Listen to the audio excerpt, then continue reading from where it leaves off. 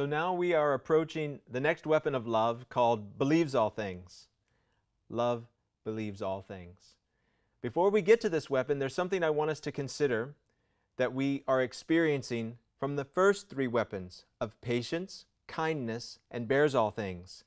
What it is that we're discovering with this weapon is a journey that is teaching us how to die. That's exactly what's happening when we practice patience and kindness and bears all things. We're learning to lay our lives down for someone else. And in that way, we are becoming more like Christ.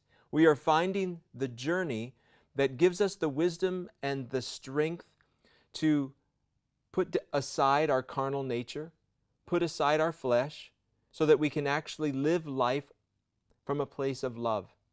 And in that way, we're learning to live from God's Spirit. To walk in the Spirit is nothing more than to learn how to love. That's what it means to walk in God's Spirit. It means to walk in His love.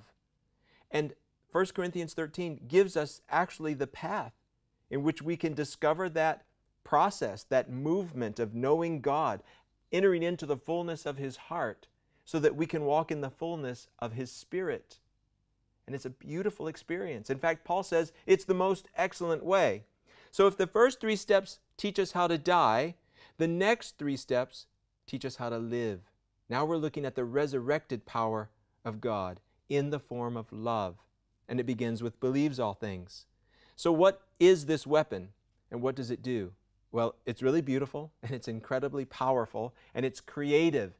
This is the weapon that helps us partner with God's Spirit to raise up sons and daughters for God's glory. It helps us see men and women as God sees them, even in the midst of their sin and darkness, to see them the way He does. So now we invest in them and help raise them up for His purpose. How does that work? Well, let's look at belief. When you do not believe in someone, you have no power to serve them.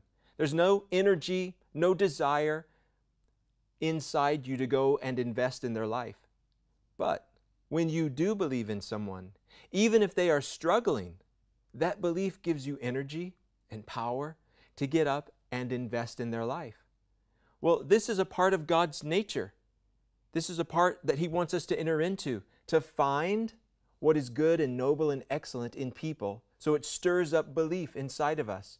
It gives us that power to step into their life, even though they are in weakness. Maybe they've failed. Maybe they're running away from God. But we hold on to what is true, the things that God sees about them. And that gives us energy to go after them and to love them and to invite them to come home, invite them to be the men and women that God created them to be. So let's look at some scriptures that show this to us. Philippians 4:8 talks about it this way. Finally, brothers, whatever is true, whatever is noble, whatever is right, whatever is pure, whatever is lovely, whatever is admirable, if anything is excellent or praiseworthy, think about such things. Right here is the command to find what is good in the middle of all kinds of craziness, in the middle of weakness and darkness. Find what's good. And when you find it, hold on to it. Think about it. Why? Because when you do, it stirs up the energy and the life of God within you so that you can go out and continue to invest in that individual's life that needs you. I want to share a story about using belief, and we use it every day in daily life with strangers, with our family. It's such a beautiful weapon. But I want to specifically talk about it in regards to one man named Sauron. When we met Sauron, he heard about LoveWorks, and his first response was, I don't need this. I don't need what you have to say. I can't connect to it in any way. So in his heart, he was already set against the message and in some ways against who I was. But I met him at a party a couple of months after that initial moment in Sauron's heart.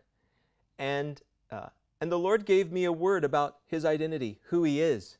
And God said, now go tell him. I thought, okay. So Sauron had walked outside to smoke a pipe. So he's out there smoking his pipe. And I walked out and I introduced myself to him. And he said, yes, I know who you are. And I said, well, I want to tell you what I see when I look at you. When I look at you, I see a man of joy. And Soren looked back at me and he goes, no, I'm not. And I said, well, yes, you are. And he said, no, I'm not. And I said, yes, you are. And he said, nobody would call me a man of joy. Nobody would look at my life, the way that I'm living, and agree that what you're saying is true. I've lived in a depression. I struggle with panic attacks. Sometimes I can't even leave my house because of these attacks. Sometimes I can struggle on the way to school and have to stop my car, and I can't move forward because of these attacks. I'm not that man.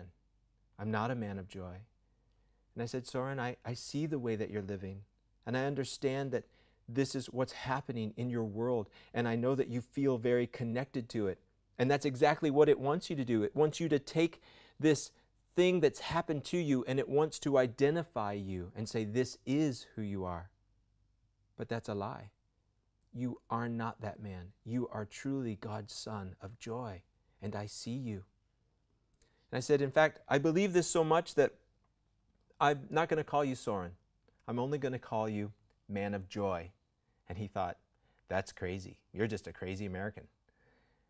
And he said, well, you could do that. And I did. So when I would see him, I would just yell or wave or greet him and say, hey, man of joy, good to see you. And in time, he responded by calling me one day at home, and he said, when you look at me, do you see anything else? And I said, yes, Soren, I see many other good things. And I began to speak that over him, and he began to call and continue to ask, can you tell me what you see? And then he wanted to come to the house. He said, can you tell me what you see? And when you tell me, will you pray over me? Will you speak that into me through prayer? And I began to do that over Soren, and something began to break inside of him. And he would begin to just let his tears pour out as he tried to grab a hold of this word about his identity. And in that place, I said, Soren, I'm planting my flag next to you. You are in the middle of a story that is really painful and dark. And it's not the story that God has for you. This is not your life. God is calling you into a new life. And I will stand beside you until this story is different. That's the power of belief, to give us energy, to give us life, to enter into somebody else's need and darkness and invest in them. And finally, one day Soren said, I need to take a step. I need to find some way to respond to this. And I said, I think I know what you're supposed to do. I think you're supposed to come with us and be a part of our team and go to Japan. And Soren said, oh, just thinking about going to the airport can give me a panic attack. And I said, look, Soren, if we have to hold your hand 24 hours a day, the whole time that we're there, that's what we'll do. We're not going to walk away from you. You're going to be okay. So he made a decision to go with us. And those 2 weeks that we were in Japan, there were some really tough moments for Soren. And moments where we needed to reach out and put our hands on him and remind him the truth of who he is and just pray that over him. Speak life to him and renounce the fear and the lies that were trying to control him and identify him. At the end of the 2 weeks, Soren made this declaration.